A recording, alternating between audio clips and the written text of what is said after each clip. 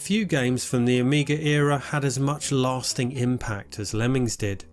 A seemingly simple concept that could unleash fiendishly difficult puzzles, it was instantly playable but hard to master, and completely changed the public perception of puzzle games. A masterpiece in game design, DMA Design created a winning formula that made it a huge success when it was released 35 years ago today, on February the 14th, 1991. Today we'll be joined by some of the team behind its success, programmer Russell Kay, artist Scott Johnston and composer Tim Wright, and we'll hear how this iconic franchise was born. I'm on a retro tip and this is the making of Lemmings. Let's go!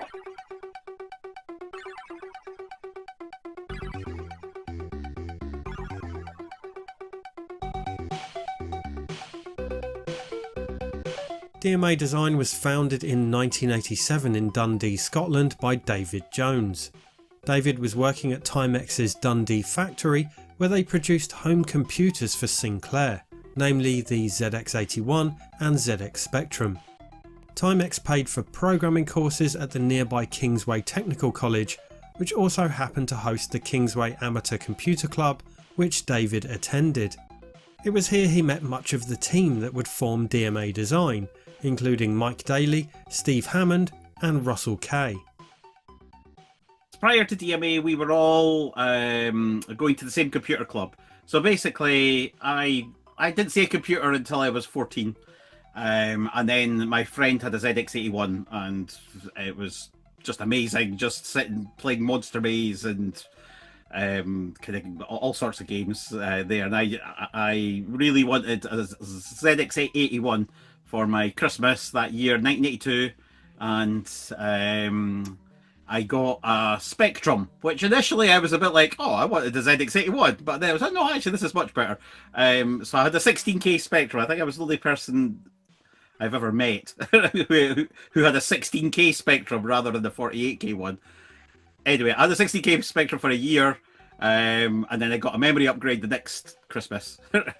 And then I had my 48K Spectrum and had great fun doing all the basic stuff and things like that. But then the next year I found out about this computer club, which was the Kingsway Technical College, which is it's kind of up the back of Dundee. And it was there that I met up with a whole lot of people who were all interested in computer games and computers in general. And this computer club was in the evenings on a Thursday, and we all had to bring our computers, our own computers, and we had to bring tellies and things like that as well. So you'd see all these kids, 14, 15, 16 years old, all kind of climbing these 3 flights of stairs with a telly and a computer and things like that. And we'd all sit and play. It's copy games to start off with, you know, that was the thing back then, and play games, talk about the latest stuff coming out, and then there was a few of us who all were trying to work all this stuff out ourselves, and we started off cracking games and things like that, you know, kind of working out how to get into the game and then dumping the game out and going, how does this work? I can remember I managed to acquire a ZX printer, and I'd printed out the whole of Night Lore. I sort of disassembled the whole of Night Lore, and I had it pasted into a jotter, and then working out how it all worked and things like that. And we kind of poured over things like it's kind of through games and how they did all the tricks. Anyway, that's how we got started on computers. How the gang met. We all met at this Kingsway Computer Tech. DMA's first game was Menace, although the team had dabbled in making games prior to this. Released in 1988 on the Amiga and Atari ST, then the Commodore 64 and DOS the following year, it was a simple side-scrolling shooter. It was well received and published by Psygnosis under the name Cyclaps, the start of a long-running partnership between the publisher and DMA.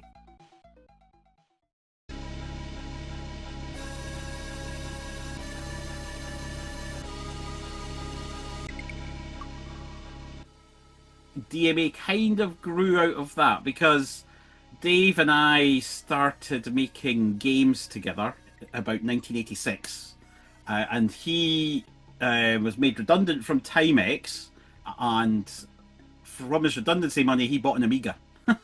That was when DMA Design started. Was once he got his Amiga and he was making games there. I was still doing games on the Spectrum.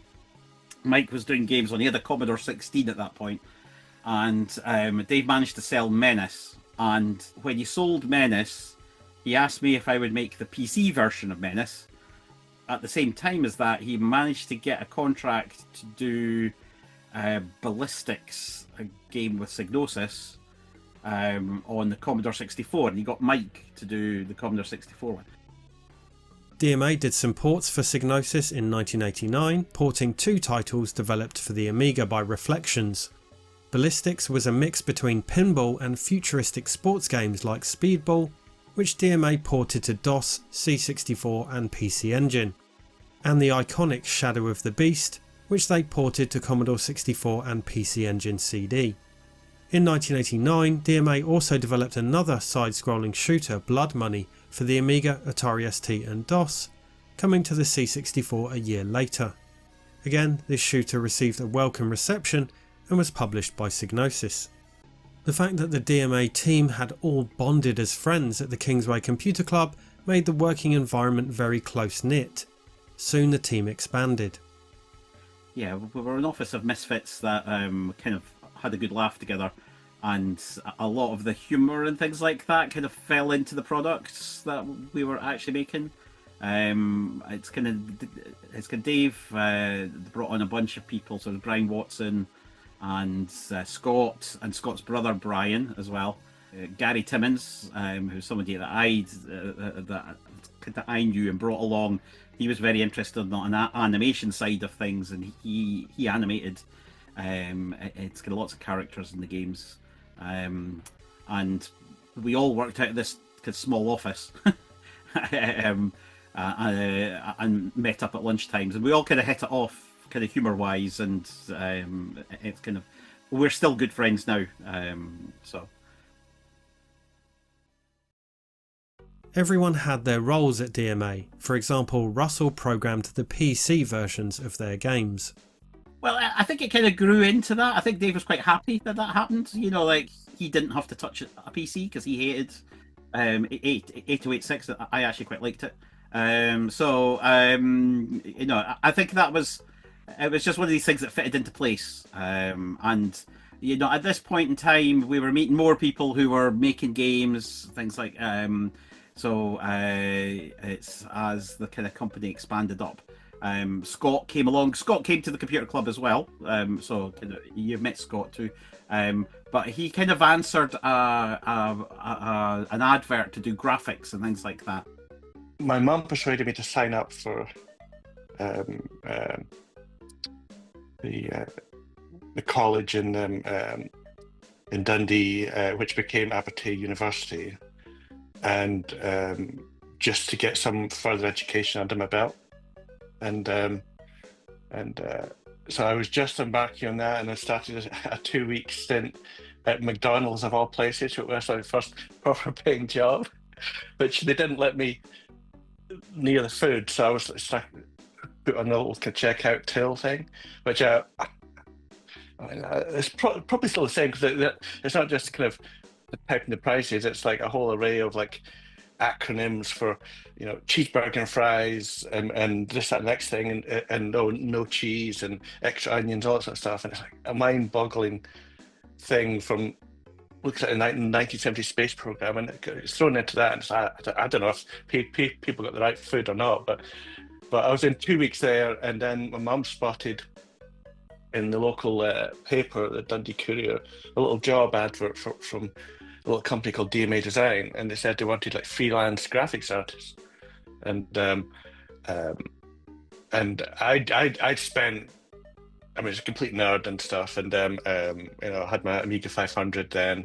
This is way before the 1200 came out, and I'd done lots of work in deluxe paint, like trying to do kind of airbrush there's only so much you can do with the palette and the clashing colors and whatnot, but and with the ham mode in there to get the maximum number. But I've done all these kind of illustrations, like sci-fi, fantasy sort of stuff. So I put them on a disc, took them along to DMA Design, who were, I think they were either above or next door to a fish and chip shop, and just above it, and it was a tiny, almost windowless, long, thin, narrow office. Went in there, met Dave and Gary, and I think Russell was there and whatnot. And Dave loved my pictures. All right, well, when can you start? I'm like, start straight away. So I ended up starting to do stuff for Walker, which eventually came out later, but that was the first thing we worked on. And that was the perfect excuse, because then I could just pack in my job at McDonald's after the 2 weeks. Whew. It was a little bit of a learning curve, but it was a fun curve. DMA's next release would be Lemmings in 1991, but it wasn't the next game they would consider. Their next concept was Walker, based on a vehicle from Blood Money. I can't remember whose idea it was, but Dave was working on the code for this kind of parallax, side parallax scrolly thing with a kind of 3D ground that came out towards you, so that you see the parallax there a lot. So he's playing with either using the kind of the copper chip, which is synced with the screen scanning, so you can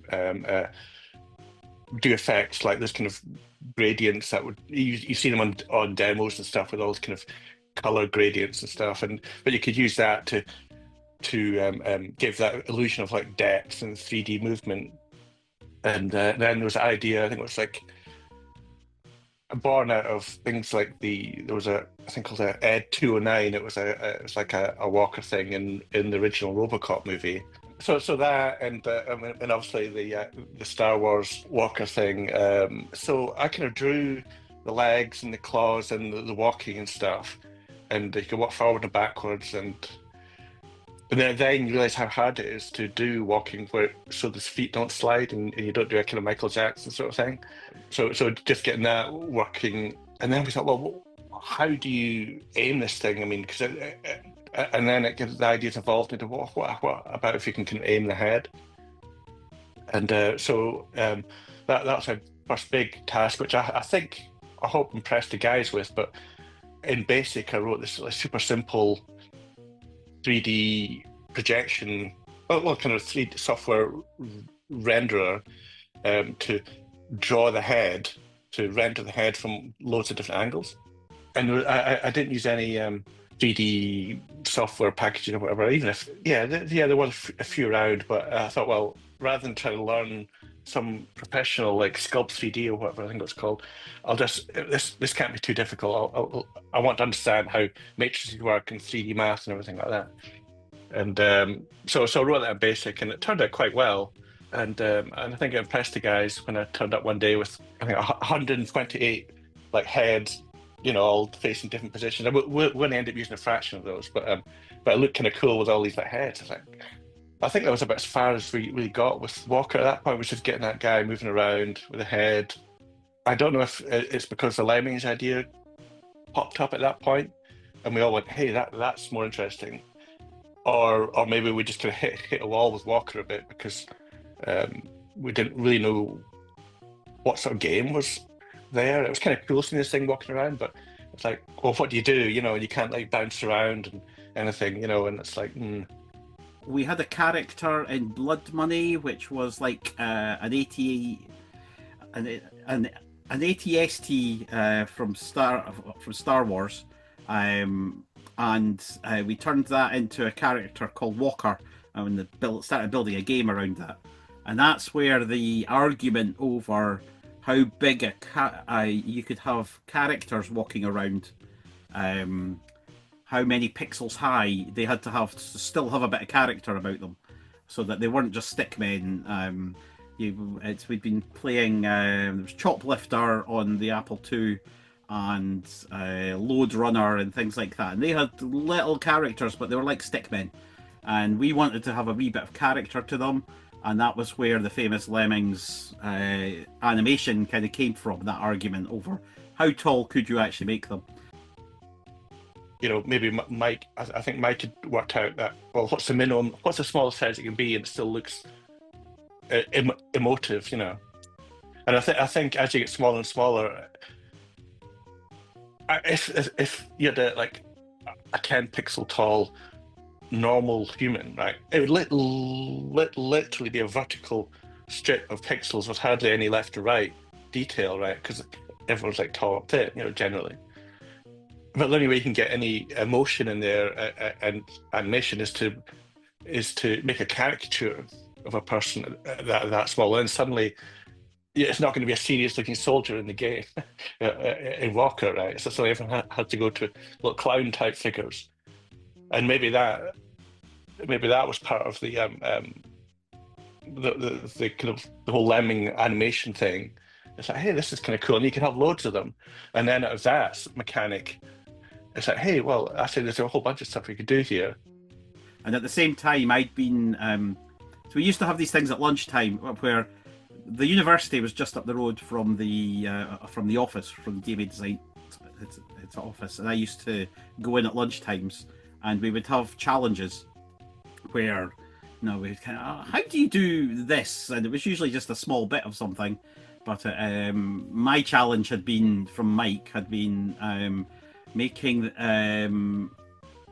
there's a game called Nemesis in the arcade, and there was one of the weapon types that you could use, and the weapon would actually follow the landscape. So it was like a bullet which came out, went down until it hit the landscape, and then followed the landscape. And I'd been working on that. I'd been doing that thing, and Mike had made the lemming, and I took the lemming and went, well, I'll just make that follow the landscape using the code that I'd done. And it all kind of fitted into place at that point. It's as far as Lemmings was concerned. Off the back of this idea for the small sprites for the walker to shoot at, Mike Daly created this animation one lunchtime to show that the characters could be this small and still convey expression. These tiny characters used a mere 8 pixels each. Russell was the first to recognise the potential for a game concept in these little sprites. I could distinctly remember the time going, there's a game there. I don't know exactly what it is, but there's definitely a game in that animation that he did.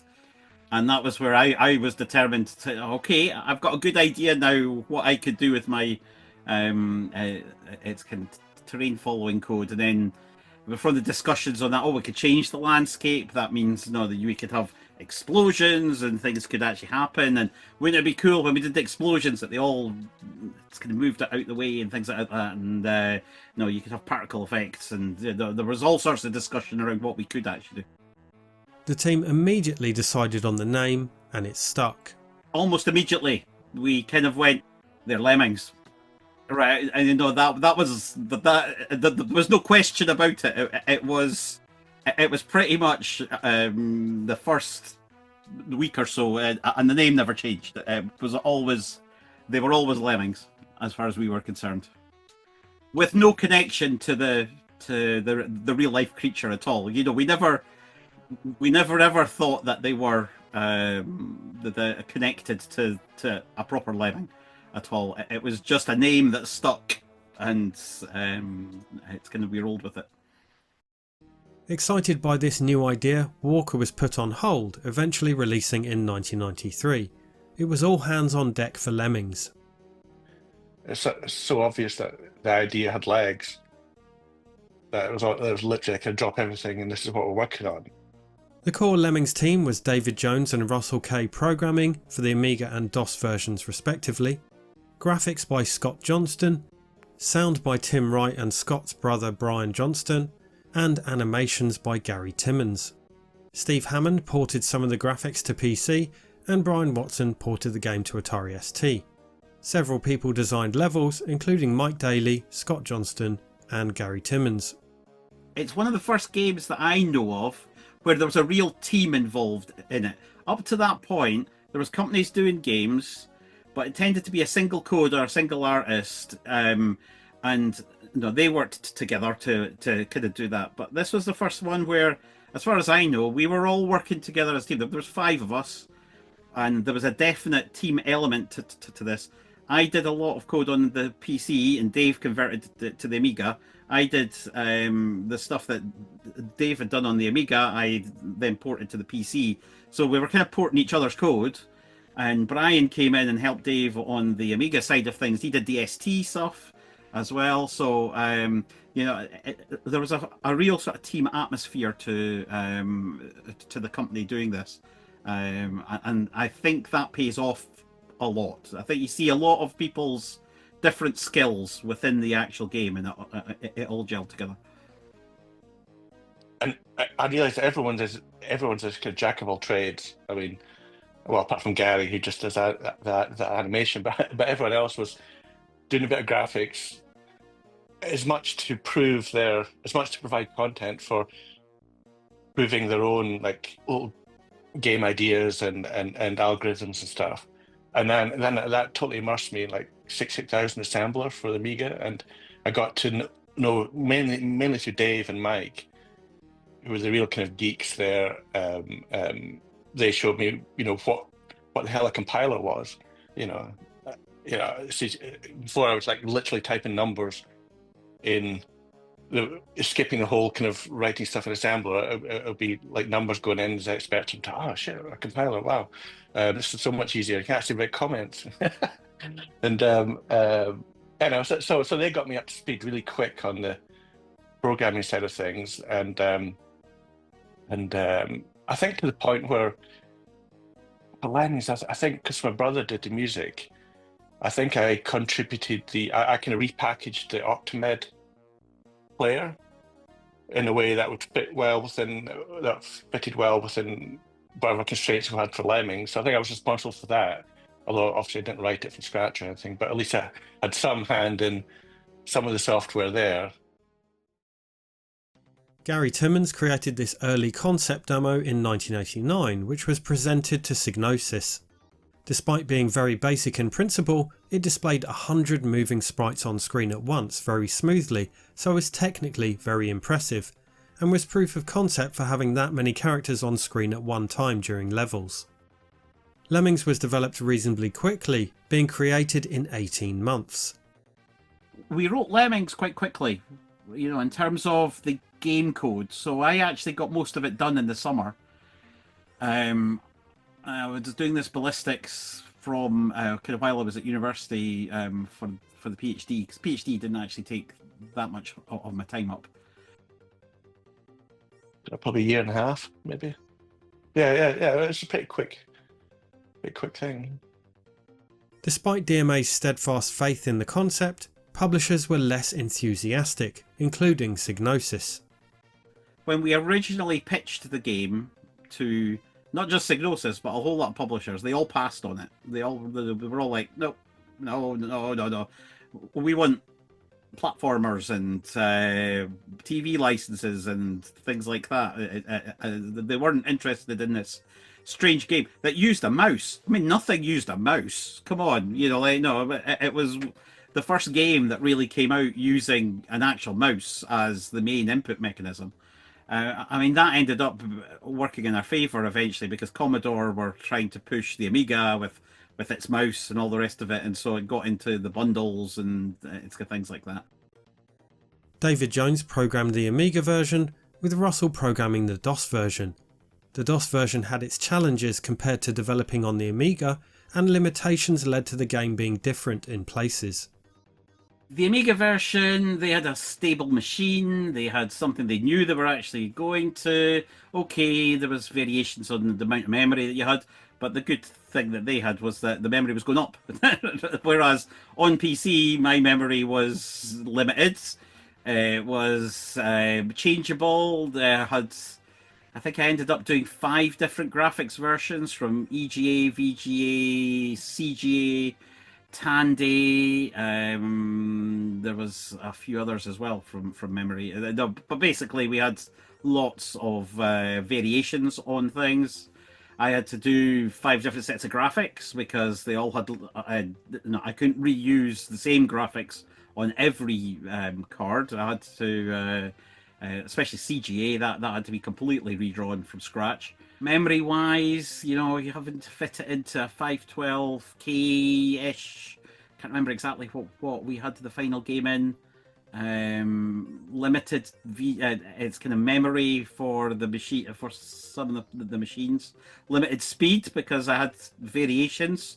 You had to have support an 8 megahertz machine, right through to a sort of 20 megahertz.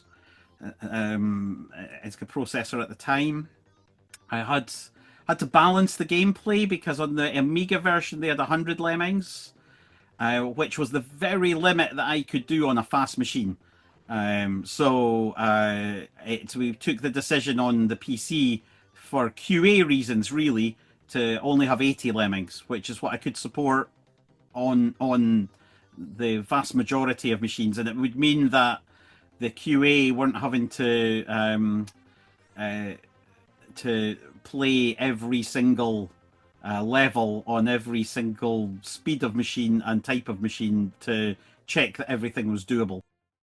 Scott remembers the Amiga's hardware fondly. Yeah, just having that raw access to the hardware, and it's particularly amazing on the Amiga because it's just so accessible, and it seemed like a daunting. I don't know if you've ever seen the hardware reference manuals for the Amiga, but it's about an inch thick of here's every memory address. You can peek and poke to make the blitter do whatnot and everything, right? And that's amazing. You know, there's no memory protection or anything now. And compared with what we have now, the Amiga is like such a small, tiny, closed little system, which makes it, you know, just really nice. And you fondly look back on it. Gary Timmons created the animations for the Lemmings themselves. Gary would need to create animations for each skill the Lemmings could be assigned. We can see here some early concept drawings Gary did for some of the actions. So he decided that at the scale that Lemmings was, hey, well, why don't we do these? What happens to Lemmings when somebody falls on them or they fall over or things? So he was doing all these kind of gratuitous, probably overly complicated, but animations on what happens with a 10-ton weight and all that sort of stuff.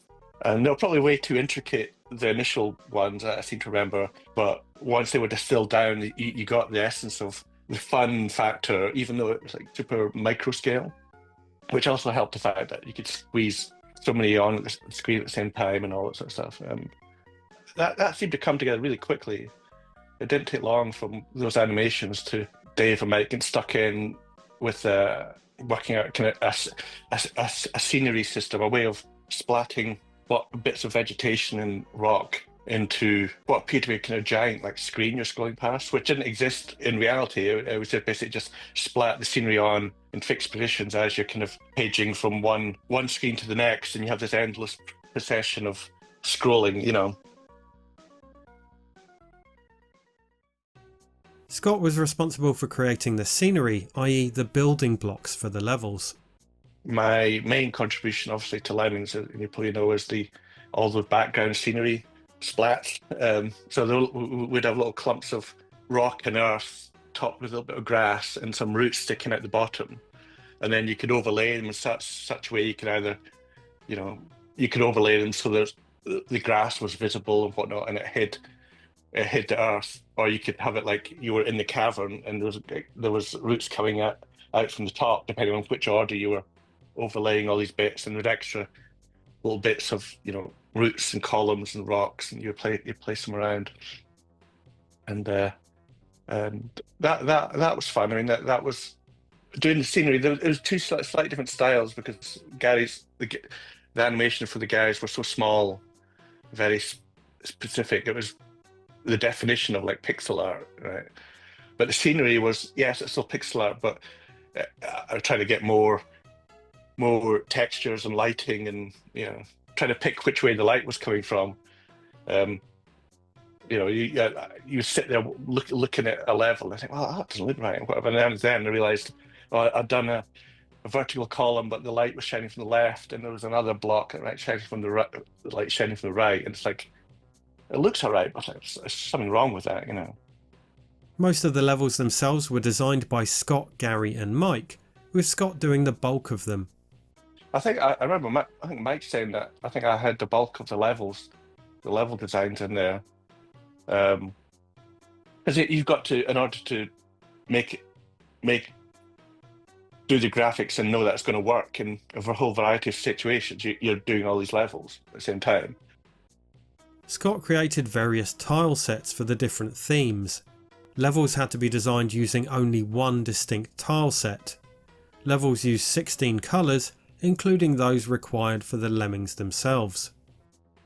And yeah, we had like 4 or 5 different sets, kind of Egyptian and the the earth thing and some sort of that reminds us we got into trouble. We had this fire in the rock and it's supposed to look like hell or whatever, and literally one of the levels had hell written in the level, right? Or maybe not hell, maybe it's 666 or something like that. And I'm sure there was some fundamentalist Christian group in the US got wind of that, and it's like blasphemer, whatever. And we've probably sold more games because of that. Yeah, no, there was a count of how many of the splotches you could put on. I can't remember what it was. It didn't seem very limiting. So I think it was fine. I mean, I think there was limits on the sheer number just because the level had to fit in X amount of kilobytes or something. But I think there was also limits on how many things you would overlay, because if anything in that bit of screen changed, it would have to split all that stuff from back to front again, just to make a change. And so there's probably a limit there. I don't know how the editor warned you of those issues. Yeah, I'm not sure how that worked. To design the levels, the team used a level editor created by David Jones. This allowed them to switch between designing and playing a level at the press of a button, namely the escape key, which could toggle the editor on and off. The editor came with an extensive user guide written by Steve Hammond. Its complexity was a major factor in the level editor not being included in the retail release. You kind of needed a handwritten cheat sheet of here's all the keys that do things to adjust and stuff, and it'd be a major effort to make that friendly enough that a 10-year-old kid can actually use it. They'd be super disappointed if it literally came with an inch-thick manual. Despite this, the editor itself was, in principle, very easy to use. As we can see here from this footage of the editor supplied by the Retro Collective, it allowed the designers to select and place any and all of Scott's scenery elements, much like the Amiga paint packages like Deluxe Paint. Emulating D-Paint was a deliberate choice, as the team were all familiar with that interface. Using this, the team could very quickly build and test a new level. I mean, the game was the editor and the editor was the game. I mean, literally, you're playing the game, you could freeze it, and then just can't remember what it actually looked like, but it's still the game there. It probably had extra stuff along the bottom. And you could tweak stuff and then start again or play it. And literally, I mean, it wouldn't surprise me if literally the game shipped with the editor, but it's just one bit flipped to say, well, that the key doesn't work to bring the editor up, because they were so integral. Yeah, I can't imagine how you do it any other way, because you couldn't. The cycle had to be so rapid between tweak, adjust, test it, tweak, adjust, test it. I mean, the only way you could really make it work would be if you had 2 computers linked and you had a separate screen with the editor on it that talked to the one playing it. But I guess you would do it that way if there really was no extra capacity or memory for the editor to be in with the game, and you had to be separate. But I mean, I think Lemmings was fairly frugal with its use of the resources. So. Although designing the level's visuals could be done quite quickly, designing a challenging puzzle could be much trickier. Each of the designers had a different approach to designing puzzles. Yeah, I would have said you probably spend a day on a level. it'd probably be what would kind of look interesting, because lemmings would kind of scroll in a particular direction, usually trying to get lemmings from some levels like way on the left to way on the right. So it's like an adventure, they go through this landscape. So I'd be thinking about, well, what would it be like when you scroll to the right and you've got this, you saw something really cool, and it's like way up there. How am I going to get there? And then as you scrolled a bit more, it would reveal itself as kind of some cool big steps that look like they're going up or whatever. And I'd be like, oh man, that's cool. So yeah, it'd probably come out of that, where as you're compositing the stuff, how do I get the best out of what I have? And then out of that, it present little challenges, and then you'd add in enough that player could like solve the problem. The minimap at the bottom right corner was a vital addition to the game's interface, allowing players to very quickly jump around the levels by clicking on the map itself. Levels could be up to 1600 pixels in width, so manually scrolling across could waste precious time. I think it was me that liked doing the levels where you had to do something way at the left and then something way at the right, and there's two things going on. I like that. The hardest ones were probably the ones that Gary came up with. I'm pretty sure Gary's done most of the hard levels. He would tend to do it very Spartan. So there would be an entrance, there would be a tiny little set of ground, just what you would need for the top of the ground to kind of get the puzzle in place, and then there'd be an exit, and it would just be almost impossible to actually go and do it. And most of his levels, somebody else came in and made them pretty. Not kind of but he had the most fiendishly difficult ones. He was also the go-to person for challenging. If you could get Gary stumped on how to actually go about doing your level, then you were doing well. I like the quite busy. I actually quite liked Mike's levels. They were quite busy and tended to have like a story to them. He did the ones like the 666 level and This Way to Hell type things, and he had quite a bit of fun with, kind of. They tended to be the larger ones, and they would have a bit of a journey associated with them. You would have to send somebody over, and they would go away and do various things, and then you would have to keep a whole lot of lemmings in one place, and then let them out to all sort of kind of follow that. Yeah, no, I quite liked his ones. I can't remember the names of levels off the top of my head. Because I'd come up with all the background graphics when it came to designing the levels, I kind of fell into the role of making sure all the levels look good. So you kind of go through and add all bits of ornamentation and stuff.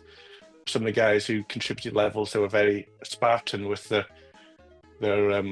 layout, because they would just focus on one mechanic, like you have to do this and that and this, make it really difficult to hit that bit, and then okay, job done. It's like, but sometimes it looked a bit sparse. So I had all this other crap in around the edges and stuff. It didn't influence the actual point of the level, but just made the whole thing look better and made my graphics look a bit better. The level editor wasn't included in retail releases, but the Amiga version of Lemmings shipped with a split-screen 2-player mode, which was not present in the DOS release, taking advantage of the Amiga's ability to use 2 mice at the same time. 22 player levels were included, with player 2 controlling Lemmings with their hair and body colours swapped. Other ports also had this feature, the Atari ST version, which allowed for a mouse and a joystick to be used simultaneously, and the later Super Nintendo and Sega Mega Drive ports. But that's a perfect example of why the Amiga was so. The game was kind of built a little bit around with the way the Amiga worked, is you could do that split screen, independently scrolling splits fairly easily, and it's a lot tougher on other platforms. Designing levels was an iterative process, sometimes needing many tweaks before the final design was reached. Often this was because the game's physics parameters would change. It wasn't really a kind of a do the level and it's done type thing, because there'll be kind of like multiple passes, because as you're doing levels, you might multiple things that can happen. That you might realize, I can use the background graphics in a slightly different way, and that looks better, but then it makes the previous levels look a bit kind of old, and so you go back and kind of make them look nicer, so everything looks a bit more consistent. And And then the big bugbear, which was the physics, the levels would change slightly, and then stuff would be impossible or too easy, and then you had to go back and tweak all that. Because that kind of, in the early days, that kind of changed a lot. So if your level was really tied to exactly how many pixels up and to the right a builder will go before he gives up, then as soon as Dave decides to tweak that or whatever, then suddenly your level's like impossible. So you basically you're doing continuous passes. But I'm sure at some point we must have locked the physics, and then we probably did, I don't know, but probably locked the physics and probably had maybe, it's a pure guess. I'm just imagining what we would have done back then. We've probably had a kind of 2-month window of like multiple passes, making sure everything play tested right, to take out the boring levels. The main things were to do with how high Lemmings could fall. That changed a couple of times, and then that required some of the distances that they could actually fall. And some levels had to change because of that, because they would be able to make a fall that they should have died on, and things like that.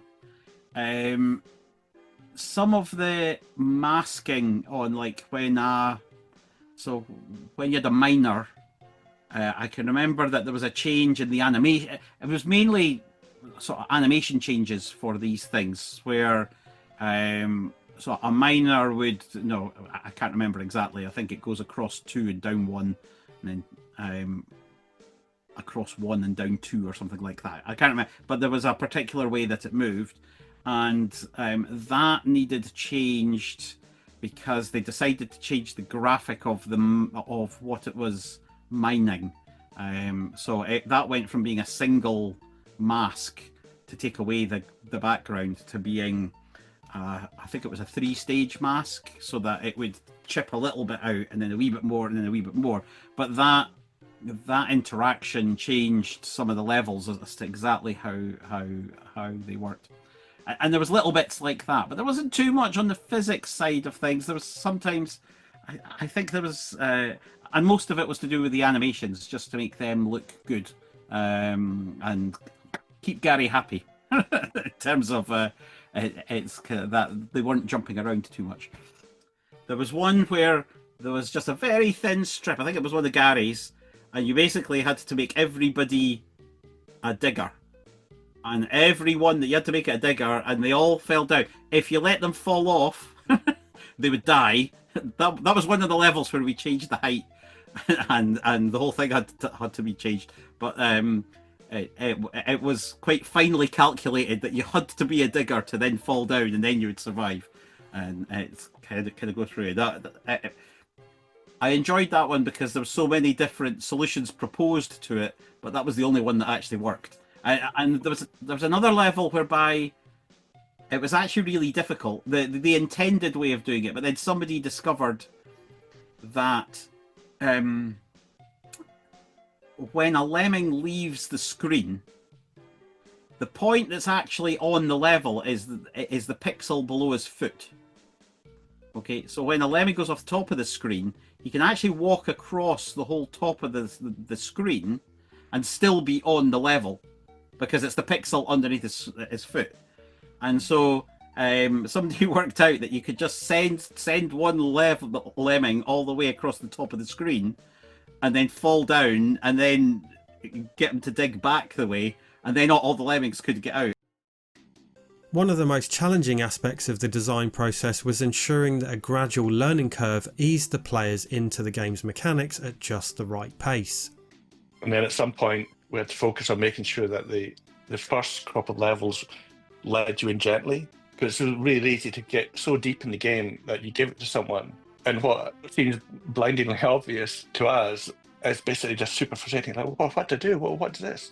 There wasn't a lot of games that had that kind of mouse cursor type thing, and so if you're not like really good on your mousing around, then the game becomes really frustrating. So you kind of need to teach people what do all the things do without overwhelming them with every type of lemming at the same time. You know, one or two, whatever. They get to master that. Playtesting was an integral part of the design process for Lemmings, with the team relishing the chance to challenge each other.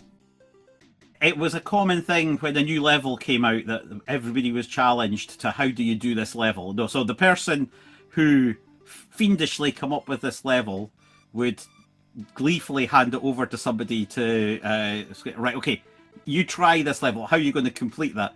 And there was some crestfallen faces when people just looked at it and went, I'll just do this, and then it was completed immediately. They hadn't thought about that particular solution. So there was quite a lot of back and forth on different things. The last 6 months or so of the development process was largely spent honing and perfecting these aspects of the game, the challenge the levels provided, and the learning curve.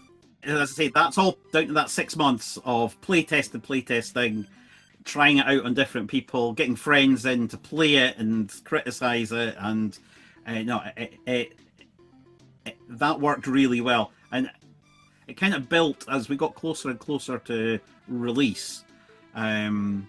I think what really worked in our favour was that sort of 6 months that we had finished the code, and we were spending all the time on levels, because there was a distinct point, where it was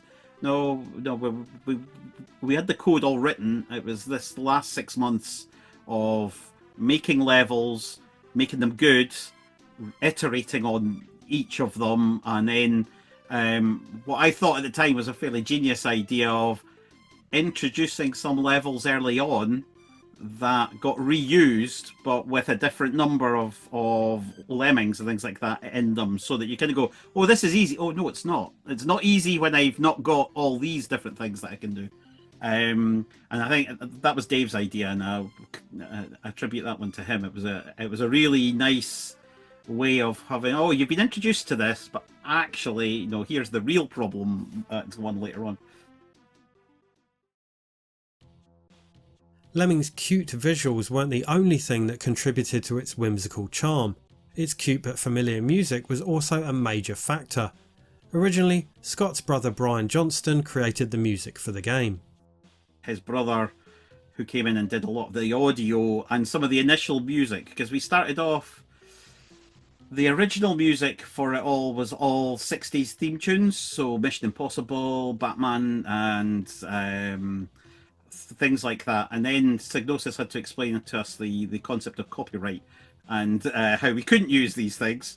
Oh, right, okay. So but that kind of set a flavour to what we were wanting to do, where it was kind of not normal game music, not Ron Hubbard style earnest kind of chip tunes and things like that, but something that was a bit more culturally, a bit fun, a bit culturally relevant and things like that. Familiar stuff that you would kind of listen to and go, oh, right, okay. Which is how we ended up with How Much Is That Doggy in the Window, and Can and Hall of the Mountain King and things like that. Kind of different things that you would actually kind of culturally be able to, oh no, hang on, I kind of know that one. That's not what I was expecting in this sort of, and they were all a bit fun. As a lot of the music would have to be rewritten due to these copyright issues, Psygnosis brought in composer Tim Wright, aka Cold Storage, most known these days for his iconic WipeOut soundtracks. Yeah, well, Psygnosis brought Tim in. That was what after we'd had the whole, oh no, you can't use these theme tunes that oh right, okay. And kind of Tim was brought in to then kind of come up, and Brian was doing all the sound effects. So we decided to beef up the sound effects. But Brian had done all these tunes beforehand, and it's kind of, I think he was still at school, so at that point in time, so he didn't have as much free time when we were kind of, and which is why Tim was it's kind of brought in by Psygnosis and kind of charged with all right, okay, we're going to be doing this. Tim did a great job as well, and no, we didn't really know Tim before then. Tim had come to work with Psygnosis through composing Amiga music with demo crews. We created a sort of a demo crew. So for people that don't know what a demo crew is, it's basically a computer. You're writing something on there. It's not a game. It's almost like a music video, and it can just be like a show-off piece where the visuals are doing all sorts of crazy shit and the music's going along with it and hopefully tying in, or It's got a narrative, so there's an actual storyline there of sorts. Back in the day, it would just be lots, because it's kids doing this, there'd just be a lot of swearing, where possible, nudity, discussions about getting drunk and all that sort of stuff, but also just showing off that, you know, you'd created this visual masterpiece that the games of the day didn't have that kind of sort of vibe, tech, or visuals. You know, you've got more colors than should be possible, you've got more sprites than should be possible, and all these on-screen amazing things. So yeah, I started writing music for that sort of stuff, and then when the Amiga came, boom, explosion. That was it. I was old enough, I just started my first job, I bought a sampler, got an Amiga 500, joined a proper, in quotes, demo crew. I don't know why I did that. They weren't when I met them. It was just me and a couple of lads, and yeah, they created Dionysus, or Dionysus, depending on your pronunciation of those gods. And I was still part of Jester Brothers International, or JBI, so I kind of guest audioed and musicianed and sound effected for them. This eventually led to the creation of the demo Pugs in Space. I was writing music on the Amiga. I was keen to get into a demo crew, or write music for games or something, get my music out there somewhere. Just at that point, I was still on that cusp of wanting to be Howard Jones. You know, that was the dream, be on top of the pops. And it never really happened. So the Pugs in Space, or Pugsy thing, I was in a computer shop in Liverpool, I think buying just a disc box or something, and there was some guy buying something else at the counter, and he was saying that he was setting up a demo crew. All right, yeah, have you got a musician yet? No. Yeah, so we struck a conversation, and he said he was setting up this thing called Mind Power Designs. I thought, cool name. He said, there's a couple of other lads that I've met who seem pretty cool, let's get together. So there was me, him, Lee Carris, and Alan McCarthy, and we all met up at this guy's house and discussed what we were going to do and, you know, what he had in mind. And we did create a music demo, a Mind Power Designs music demo. I'd already created a few tracks, so it's just like, well, I've already got like a little library of music, so let's just create an Amiga demo. You can select the track and it plays, and there's a scroller and some animation and whatever. So that was the bare bones of it. And then there was, I wouldn't say there was a fallout per se, but Lee and Alan decided to sort of do something themselves, and they created Dionysus. They got in touch with me and said, look, we don't think we want to continue with that Mind Power thing, as nice as he is. Do you want to just come and have a chat with us, because we've got some ideas of what we want to do. So I turn up there and they show me this initial animation of this little red alien, and he's going to be visiting the Earth, and then he's going to have a shit time, basically. We're just going to do horrible things to him, which would be funny. Well, yeah.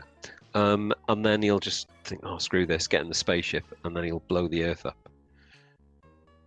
We want you to do music and sound effects. So yeah, bit by bit, they're sending me, I'd go to theirs, they'd show me the animation, I'd take a disc away, and then I'd play the music and obviously create the sound effects, which was painstaking because it was basically a sound tracker song. So I'd have to start the animation. I'd make loose notes using just a watch. Like, okay, well, at 73 seconds, he falls over. So that'll be like, ka-chunk. So I'd wind through the sound tracker song and go, there you go, falling over sound. Start the video, start the music,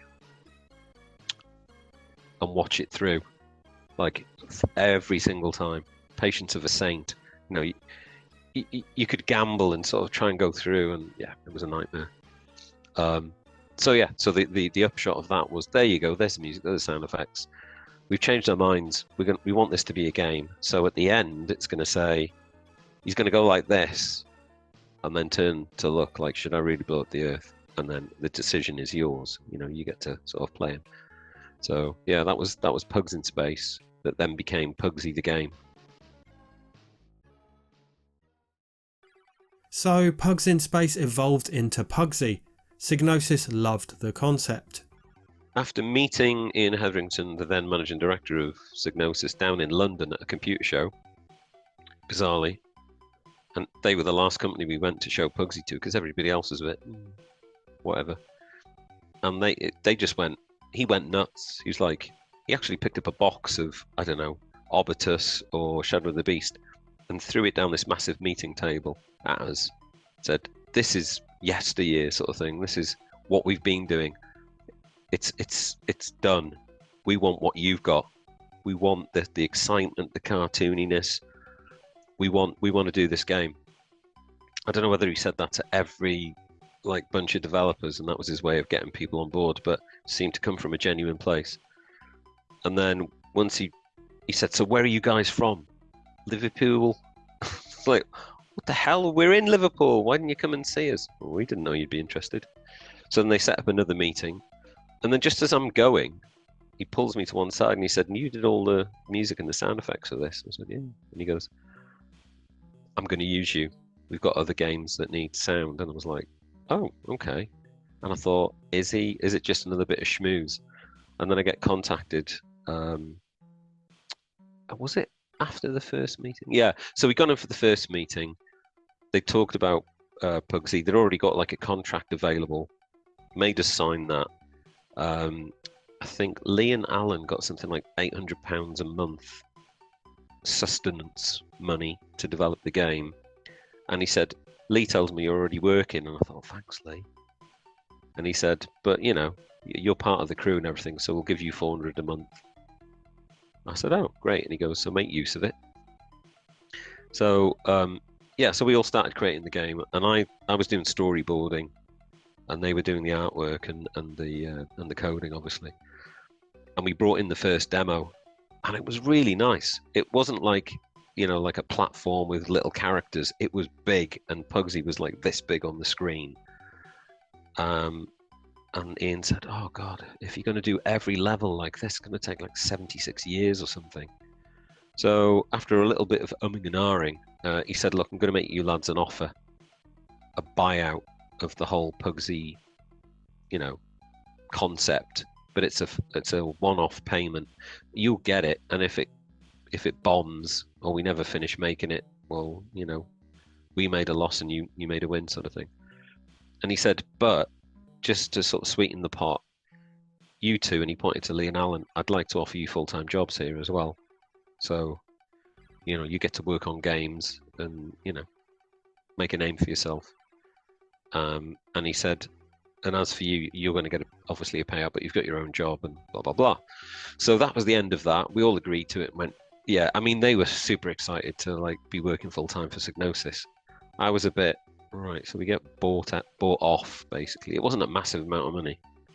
And then these two get a job, and I'm still working at Littlewoods.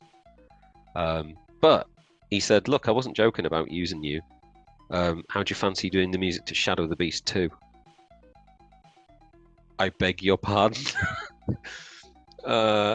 Yes. And he goes, "Okay, well, not via us, sort your deal out with Reflections. Martin Edmondson will phone you, and you can sort yourself out. Nothing to do with us." Okay, then. So that's kind of how Pugsy led to Shadow of the Beast Awesome and all the other Psygnosis Amiga games. So my first music was Shadow of the Beast 2, and then I wrote the music for Awesome, but Awesome came out first on the release schedule, and then Shadow of the Beast 2.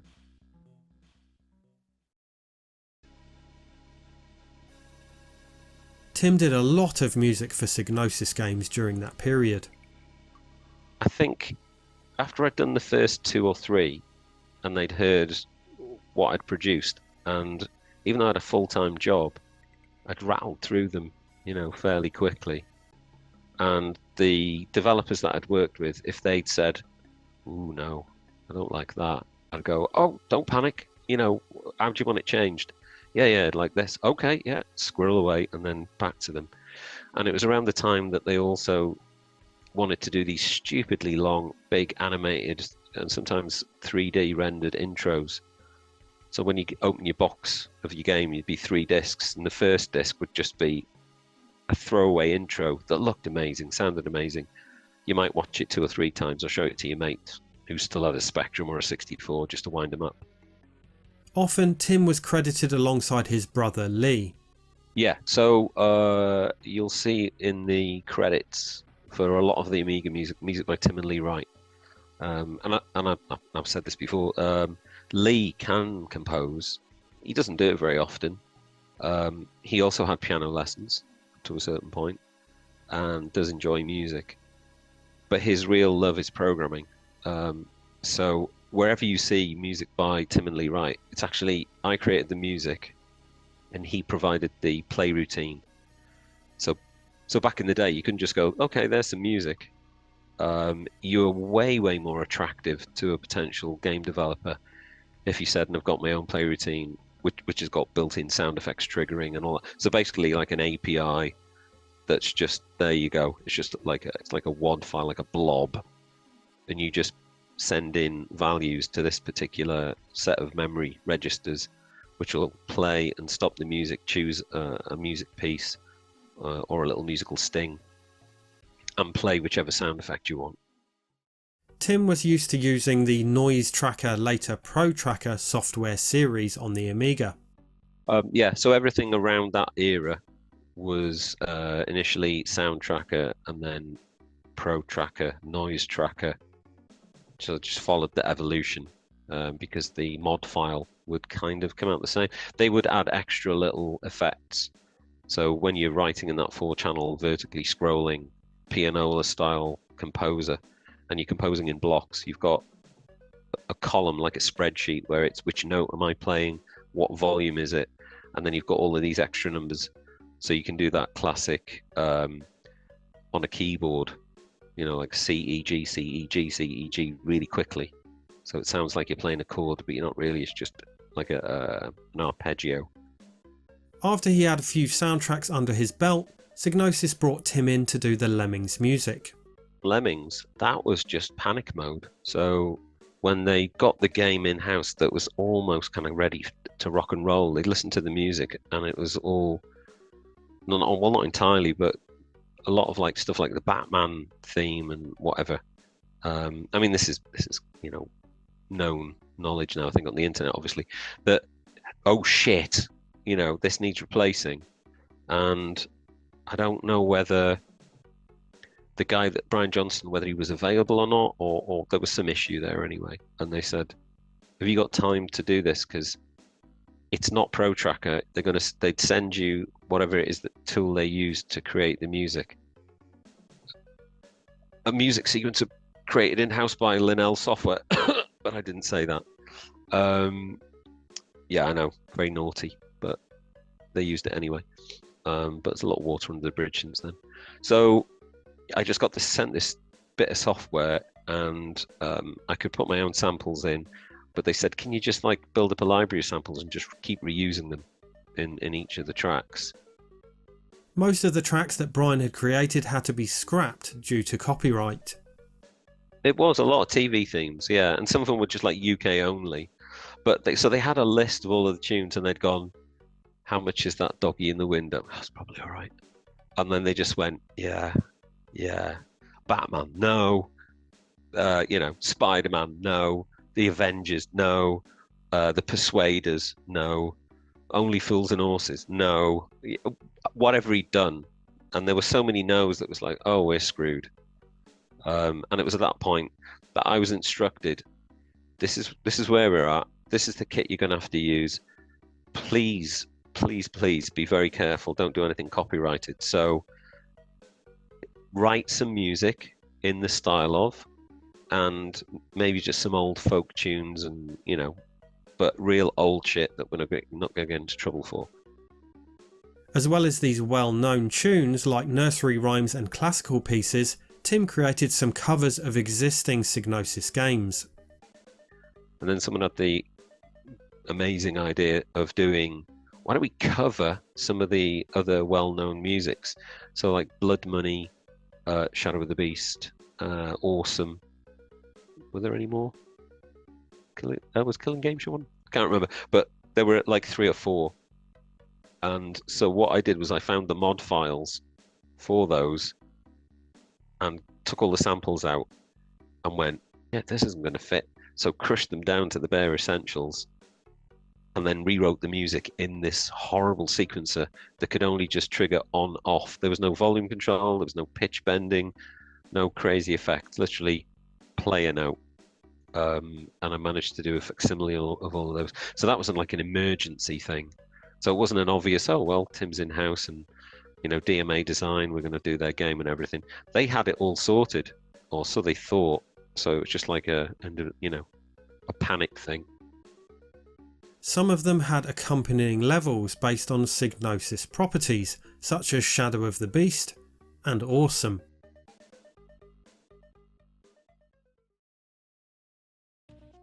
In addition to the covers and classic tunes, Tim created unique compositions for Lemmings. I would sit down and think, right, is it going to be just new music? Or am I going to try and think of something that's... So I just racked my brains, what, as a kid, what little things that did I hum and, whatever was just available. And I just kept going. On a couple of them I thought, is that a theme tune to something? I thought one of them sounded a bit like the theme tune to White Horses, but it's really catchy melody. So yeah, that was the thing I was thinking. I want a catchy melody that people are gonna just be into, or it's something that they'll already know, but it's an interpretation. But so I don't know what the mix was in the end. I'd like to say it was 50-50 my own compositions and golden oldies. And then there was some where I would just do the main riff of a known tune to kick it off. People go, oh, I know this one. And then it would lead into something completely original. And then it would loop back to the ripped off riff. So yeah, even the ones that are based on Oh Little Town of Bethlehem and London Bridge is Falling Down, the next bit is a bit of original composition, so it doesn't get too boring. Tim even included a reimagined version of the music from the Pugs in Space demo. Unfortunately, despite all the effort to avoid using copyrighted tunes, one slipped through the cracks.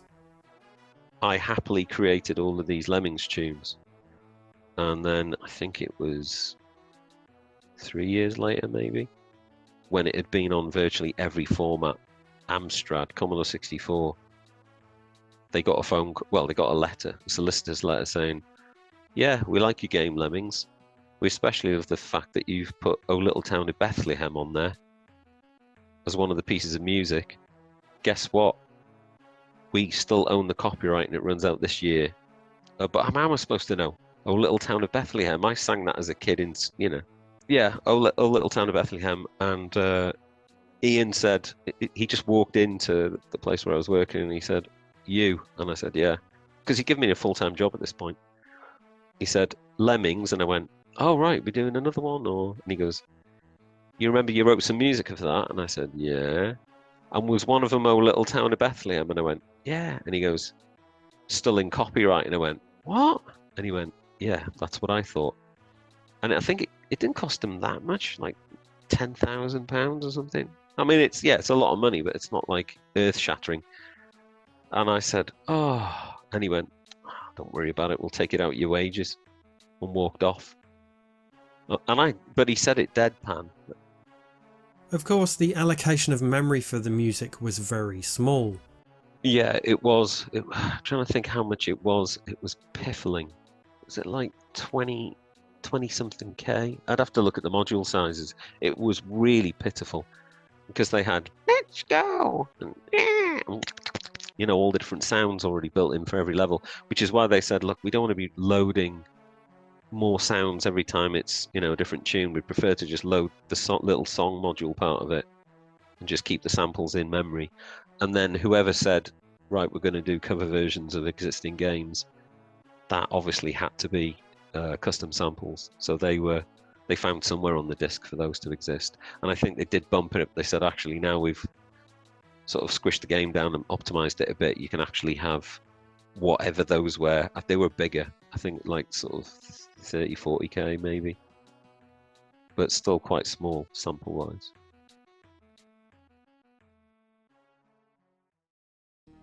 Another iconic aspect of the sound design was the sound effects, in particular the signature high-pitched voices.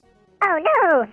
the sort of genius voices that Brian managed to bring to it as well from I believe it's Scott and Brian's mum who did all of the Lemmings voices.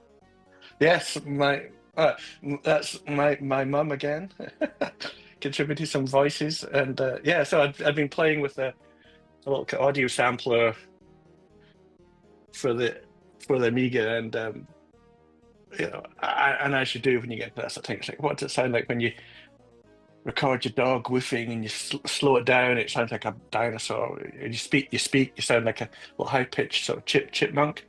I mean, yeah, I got my mum to say a bunch of things like, you know, let's go and oh no, and I'm sure there's a few others, and we can sped it up. Well, I mean, if you actually slow it down, it sounds like my mum with a Scottish accent, you know. So there's no other filtering or processing on there, right? Find someone who's managed to rip the audio, or actually just get a clean recording of it, slow it down. It's a woman with a Scottish accent.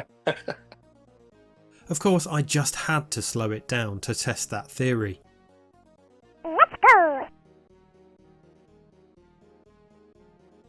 Let's go. Let's go. Lemmings was released on February the 14th, Valentine's Day 1991. The Amiga version was released just ahead of the DOS version. I think we came out a week or so afterwards on the DOS version. There was an issue with we were actually finished.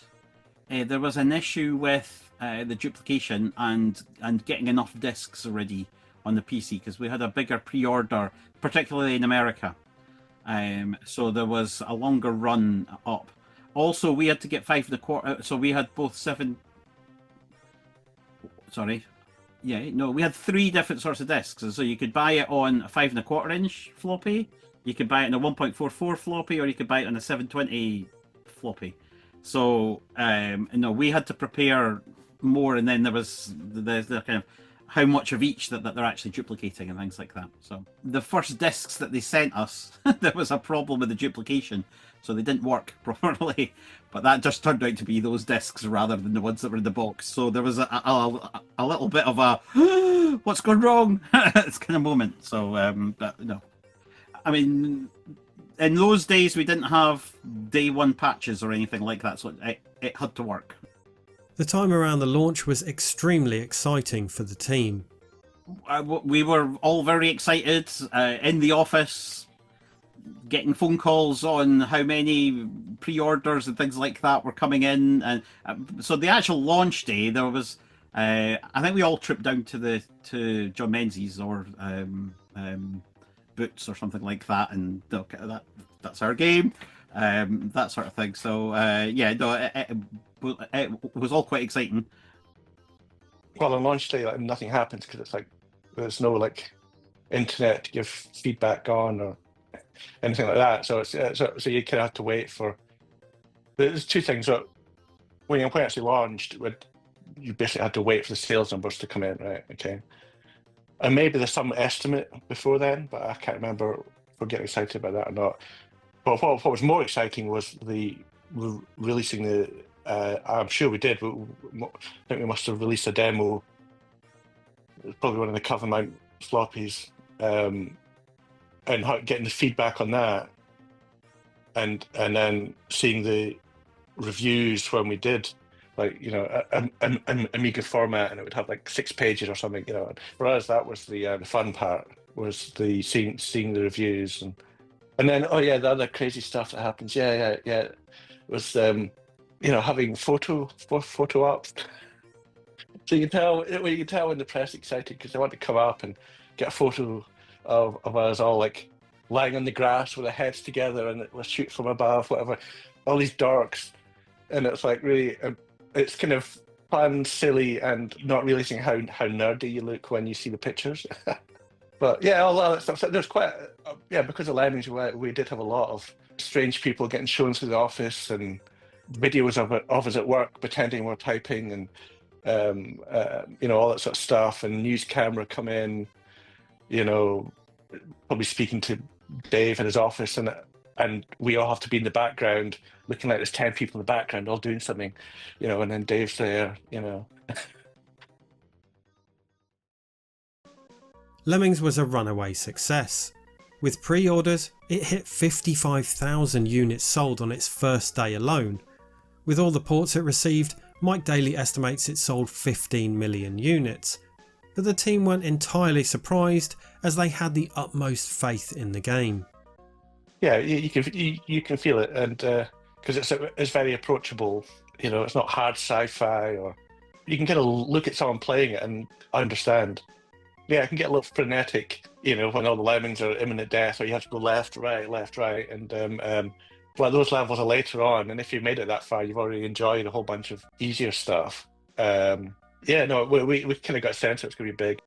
We were pretty confident. I don't think we thought it. I mean, success to us was selling 10,000 copies or so. So we were kind of blown away by the sort of pre-orders that Psygnosis were coming in with, and think, hang on, this is doing quite well. I mean, Lemmings is one of the original open world games. I mean, Dave's kind of well known with Grand Theft Auto and all the rest of it for open world games, but Lemmings, it's not so much open world as in you can go anywhere, but it's more open world in terms of there's a set of rules, and as long as you live within those rules, you can do anything that you want within it. It's a sandboxy game, like you can do anything you like. You just got to get the lemmings from one side to the other, follow the rules of the game. Well, yeah. So I went in and I saw the game, and my initial thing was the graphics are a bit small. I don't get it, but I kind of get the idea behind it. But it's not going to really. I can't see it being a big seller. And then at some point, I did get a playable version of it, and I remember sitting down to ostensibly write the music. And I thought, well, I'll play the game a bit and get into it, and then might influence how I write the music. And 2.5 hours later, I was like, it's 11 o'clock and I haven't written anything because I've been playing the game. So I was like, okay, yeah, this game is going to sell because it's once you've played it. Well, I mean, time has proven it to be the case that it's still fondly remembered, and it was put on God knows how many formats, hardware formats. Despite their faith in the project, the scope of the cultural impact that Lemmings would have over the years couldn't have been predicted. Russell recalls the early days of its influence. Christmas '92, we all took a holiday, and we all, it's the main team at least, we all went to America, and ended up, various people had different holidays and things like that, but we ended up at CES in Las Vegas. We'd spent the whole time we were in America going around all the shops. We made that. No, you see, Lemmings was everywhere. It was the first time I've ever been to America, and it was the first time going into kind of shops to say, "Oh, it's kind of we did that." Russell and Scott highlight what they think were the game's key strengths. Simplicity. I think it's simplicity in its presentation, simplicity in the actual, the distillation of the game. In terms of what it actually was, and it didn't really have pretensions beyond that, but it all worked together. It's I'd love to say that we had it all down as a game design, and then it's kind of wrote it purely from that, but no, it was it all came together very quickly across a period of 4 months, 4 or 5 months for the main game code and the main game kind of coming out of that. And it had helped that we'd had a few years as a team before that, kind of gelling and getting to understand each other's strengths and capabilities and kind of pushing each other. And I think kind of Lemmings is the outcome from that. I guess it's that kind of looking at someone playing it over the shoulder.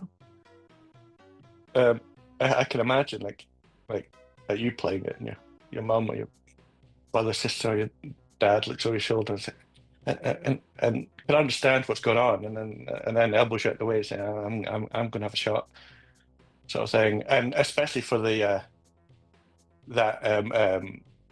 if you got friends around and they're all going to want the shot, but you want to spend a lot of time with it, so you can't all be playing it. So you have to go and buy your own copy. It was one of the most widely ported games of the 90s and is still one of the most ported games ever, with Lemmings releasing on over 30 platforms. Of course, the quality of these ports differs wildly from system to system. And then, that's another reason it was big, is when you get asked to port it to every platform known to man. I mean, obviously, I think before we even launched it, we had I think Brian Watson was doing the Atari ST version, which was a little bit challenging because the way the rendering worked on Lemmings, it was very, it played to the Amiga strengths well with the way the scrolling worked and large bitmaps and things. And I don't know much about the Atari ST, but that had more issues. It even trickled all the way down to, who's the guy's name? I can't remember his name, but he was in the office and he was doing the port to the ZX Spectrum. He did a surprisingly good port to the Spectrum, and I thought, God, that's crazy. He did that, and it was interesting seeing him working, because back when I was in the Spectrum, it was basically hand typing machine code in, running it. If it crashes, you have to reboot and load everything back in again. It's just a complete nightmare. It's how to anyone make any games? They don't really know anything. I don't know any of the tools or even what a compiler was. But he had a little kind of 286 PC, little black and white monitor, and he was literally throwing code, injecting data straight into ZX Spectrum. It was all kind of wired up there, so you could freeze it, debug, go again, and it was much nicer because he's working on a PC and stuff like that. Of course, that's how you do it. You don't program it actually on the machine, which is what we were doing on the Amiga, of course, because it had the capability of doing all that. But yeah, it got ported all over the place for years after. They were still finding new platforms from God knows where to port it to.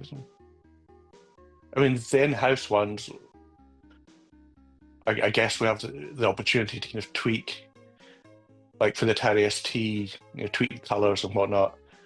We'd have freelancers that would come in and they'd be hired by probably Psygnosis or whatever to work with DMA and say, they got the guy who did Hired Guns on the PC, a guy called David Lees.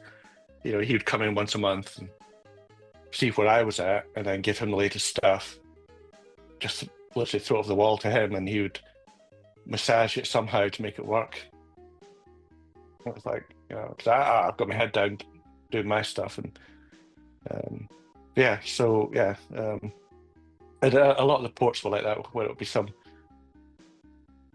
working in the bedroom that was hired to work with us and we just give them all the stuff, and they'd be on their own sort of thing. Commodore were trying to push the Amiga with its mouse and all the rest of it, and so it got into the bundles and things like that, which was great. But I mean, there aren't that many games that actually use the mouse all the time. It became a bit of a bind for us when we were trying to port it to consoles and that sort of thing, where it didn't really work particularly well with a gamepad. We tried our best, but it is really at home on a mouse. After the huge success of Lemmings, there was very much an air of let's do more of that. We started a data disc called Oh No More Lemmings, which was just going to be data disc, and then we decided that we'll actually make it a full game. That was basically just new levels. Super Lemming was in Oh No More Lemmings, which was just a really fast lemming that ran around, and you had to try and control them, which was quite difficult. We also did Christmas Lemmings at that point, which was again a data disc. It was a free demo thing that we did at point of sale. I think that helped a lot, particularly in America and things like that. That kind of fitted into their retail cycle, and really pushed Oh No More Lemmings at that point. Then came Lemmings 2: The Tribes, released in February 1993. It was all bigger and better, I think, was what we wanted to do with Lemmings 2. We had to have more skills, more tribes. There was a whole tribes idea, building more story into it. I can remember that being a kind of big part of it as well. And changing the tech up, because we wanted to be able to not just scroll left and right, but be able to scroll up and down. And it took us quite a while to work out. We'd also been we were on SNES at this point as well, so we had to work out how we were going to make it work on the SNES, which is quite different because it's not a bitmap screen, so there was quite a lot of technical challenges, things like that in there. And Mike and I worked quite closely on that, and the game that we did, where the Amiga is quite different from the PC and the SNES version. So Mike and I worked quite closely. The PC and SNES worked more or less the same way. Yeah, there was a lot of like, what do you do next? So Lemmings, do the Lemmings get bigger? Do they have more skills? Backgrounds become more interactive? There was some kind of filler that we put in there, which was like, oh no, more Lemmings. That was just basically more levels, the same thing. And I think that's what people really wanted, was they just wanted a bit more Lemmings. Just before I get really, really sick of it, just give me a few more levels, right? Some interesting stuff, maybe some expert stuff as well about it. But then after that, I think it kind of lost its way a bit, because I guess no matter what you did, it would lose its novelty. Expanding on a game with such charming simplicity is always a balancing act with the risk of doing too much, and Lemmings 2 was no exception. I think there's something to be said for a lot of games that are really, the core mechanic is really, really simple. It's easy to pick up. It doesn't scare you with its complexity, and it ends just at the right point, maybe leaving you wanting a bit more, which is what Oh No More Lemmings was for. And but it just kind of backs off and leaves you with a pleasant memory.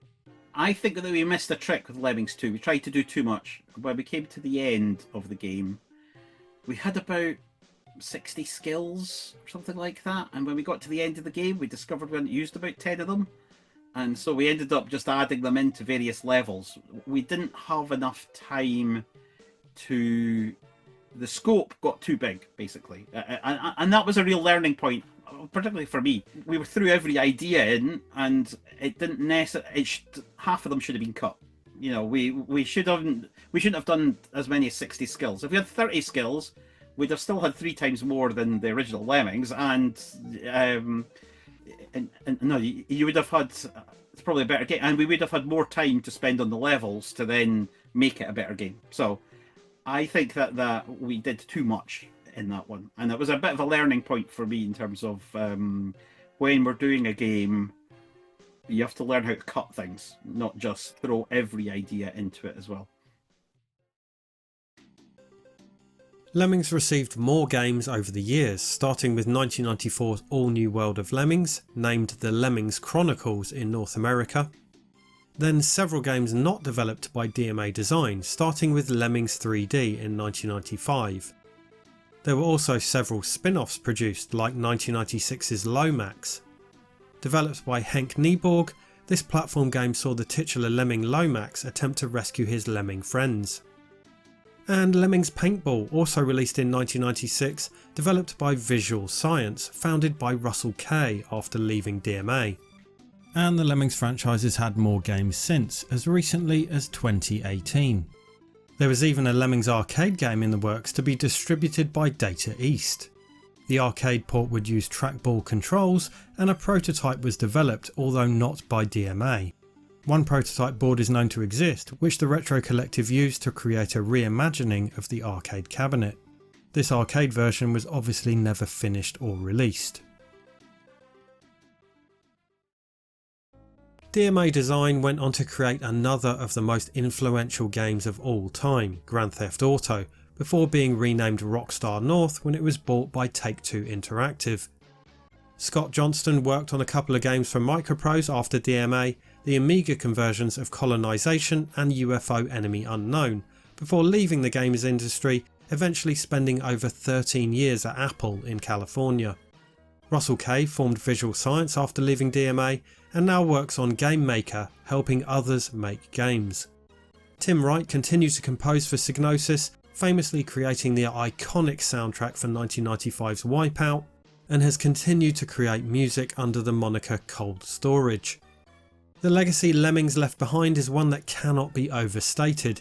Its tendrils wove their way through popular culture, and it took the puzzle game genre from the fringes into must-play territory. Lemmings is still as addictive today as it was 35 years ago, and is unquestionably an all-time classic. It continues to have a well-deserved spot on my shelf. I've got my box here as well. Thank you very much for watching.